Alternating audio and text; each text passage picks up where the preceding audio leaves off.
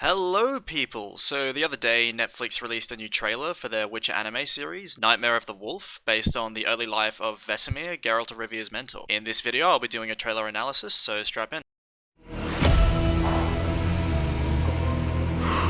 Witches are... It looks like this is Kaer Morhen, and as you can see, this seems quite big. From what we've seen of the Season 2 trailer, it seems bigger than what they're showing in the main series. So, because this is an anime, they can draw pretty much whatever they want. So, they can go a lot bigger. There's some wolves here, we've got some people by the fire, some construction going on, it seems. This is definitely Kaer Morhen with all the wolves around. And lots of tables, lots of witches, so it definitely seems to be portraying how this is much more of the witches in their prime. So let's move on.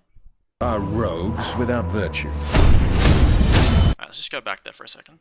So this is Vesemir fighting in some sort of castle type area. This could be Kaer Morhen, it might not be, but he's taking his potions as you can see, so this is definitely something serious, possibly a monster, but also if a witcher was going into a huge fight against perhaps other humans, they might also take potions. So, minor spoiler, Kaer Morhen eventually gets sacked by like a mob of humans who were trying to kill the witches there. This could be based around that, given all the fire around and how this place seems damaged, but it might not even be Kaer Morhen. This could be a completely different castle, perhaps Vesemir is taking on a contract here. And the fact that there's no other witches around or humans visible within the shot, and Vesemir seems to be fighting some sort of opponent one-on-one. That gives the impression that this is something different. Maybe it is Kaer Morhen still, but I don't think this is the actual sacking of Kaer Morhen. Alright, I'm gonna go back a bit just so you can hear the dialogue from Vesemir here.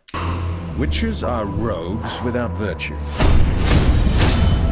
True The dialogue is coming from this poster here. diabolical creatures fit only for killing. There is no place amidst honest men for them. This seems to be some sort of flyer put up by someone who has it out for the witches. So I get the feeling Vesemir's storyline is going to take place right as people are turning on the witches, because they were nowhere near as hated at first because monsters were a much more prevalent threat. But as humans managed to conquer and civilize a lot of the lands that they were taking from the elves and so on, they came to need witches less and less. So this seems to be based around the turning point where the hatred of the unknown that is focused around the witches, which turns into something very similar to racial hatred, is starting to come out. And that's what this poster seems to be indicating. And the way Vesemir seems to talk about it in his tone of voice when he's reading this, it seems he's not taking it that seriously. So I think a part of the story could be that the witches aren't actually taking the threat that seriously at first, and that's part of the tragedy that takes them down, is that they don't even realize how dangerous a mob of angry humans, essentially a pogrom, can be, which has implications for later story in The Witcher, which I won't spoil. Alright, so I'm just going to jump back here for a second so we can see some shots that I missed while I was talking about the poster. Diabolical creatures Just the classic Witcher eyes. Let's move on. fit only for... And so this seems to be an oil that the witches use to enhance their ability to damage a monster. So they put it on their weapons. killing. And this kid seems a bit freaked out by it. I love the detail of the liquid moving down the sword. So this seems to be a Witcher using Ard. We don't know who this character is, although I have heard some speculation this could be Vesemir's mentor, because by the time of the main Witcher series, Vesemir is the master Witcher of the School of the Wolf in Kaer Morhen. But at the time of this series, he's much younger. There had to have been another mentor-like character, or several, that trained a lot of the other witches, and so Vesemir would have likely had a similar relationship to this guy that Geralt later has with him. And they're using another art spell there. I'm loving the animation style. In the show, you do see that they use the Witcher signs a little bit, but like with the rest of their magical effects, they were very, very reserved. But it looks like in this anime style, they are able to do a lot more flashy things with it. Ard was not looking like this in the books. And also just the scenery around it, I love it. I'm really looking forward to seeing what they can create in the Witcher universe with an anime style. There is no... And here we have the obligatory bathtub scene, and this random guy over here, he might be a servant or some old-looking mage or whatever, but it seems that we have, thanks to CD Projekt Red, there always has to be a naked witcher in a bathtub from now on. place amidst honest men for them. Okay, so we just got a bunch of scenes with some coins, which seems to be focusing around the fact that Vesemir doesn't really have a lot of higher purpose at this point of his life. He's just running through towns, making what money he can, and then moving on. Whereas Geralt often got wrapped up in much deeper issues, Vesemir seems to be a lot more carefree. Yeah, so this is a bag of bloody Witcher medallions. So it seems that somebody is hunting the witches. And bringing down a Witcher is really freaking hard. The main show hasn't really gone into depth with the witches as like a class of fighter, because the only one we've seen is Geralt. But as we go on, you'll see that the witches are insanely difficult to kill. So the fact that anyone has a Witcher medallion on them that they've taken from a dead Witcher is quite a display of force. And here we have a wanted poster of a woman, dead or alive, witch. The witches didn't hunt witches and sorceresses as part of their profession or anything. They've known to come into conflict with them. But the idea of Vesemir seemingly trying to auction off his services to take out whoever this is, that definitely seems strange. We may be seeing a storyline of Vesemir was a bit more loose, he was willing to kill normal people instead of monsters. I doubt that with the way Vesemir's character is. He definitely seems more carefree in this interpretation, but straying from the witch's code that much, I don't see. It's more likely this is some sort of monster that people think is a witch, and we'll see bruxes in this trailer, which is a type of vampire that can look like a beautiful woman, so it's possible that these villagers think it's a witch and he knows it's a monster, so he is taking a contract for it, or he's just scamming them and he has no intention of killing this person at all, or he needs to find them for another reason and having a contract on them is helping him towards that end. Fear and ignorance are good business. This is quite an interesting part of the way the witches actually conduct their profession. Having this air of mystery and fear around them is, in a way, a marketing ploy for them. It makes them seem much more than just the average mercenary. Some people would be much more keen to pay a witcher less than they're worth unless they actually saw them in action. So having this legend about them and also this mystery and fear is a big part of how they're actually able to charge high rates.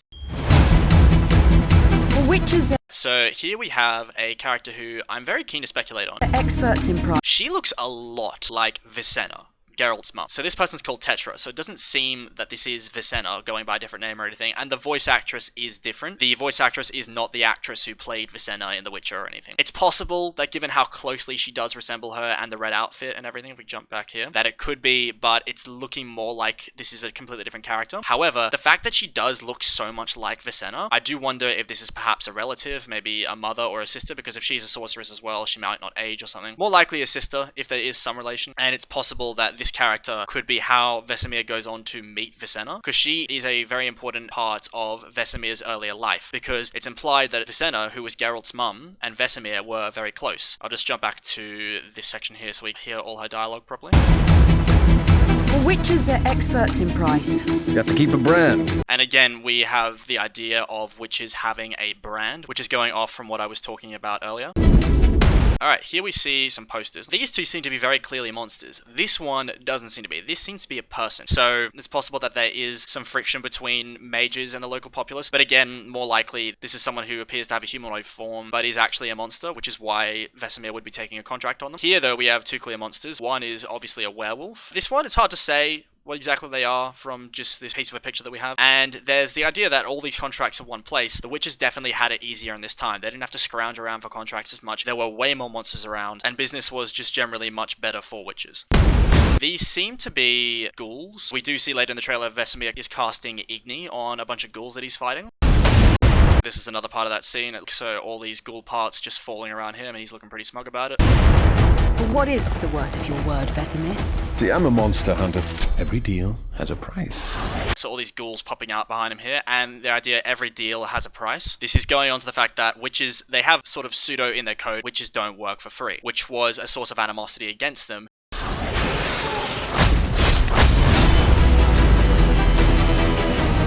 Here we have him drinking a potion to enhance his abilities.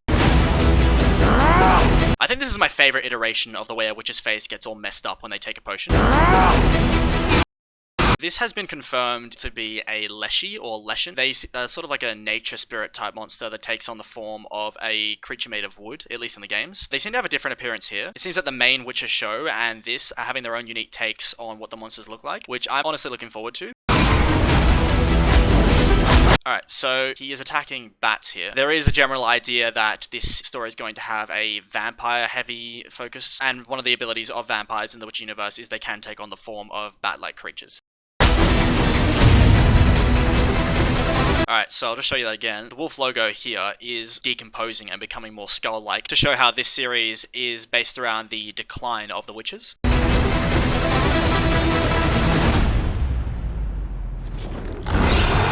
So here we have two vampires, and you might be thinking, wait, that's a dragon. No, the vampires in The Witcher can have some really messed up forms. So this is more like a bat-like creature than like a dragon-type creature. This also seems to be a bruxer. So this is more what they look like in their normal vampire form, but they can take on the appearance of a beautiful woman. One of the trailers for The Witcher games actually shows that quite well. Friend of yours? Friend of a friend.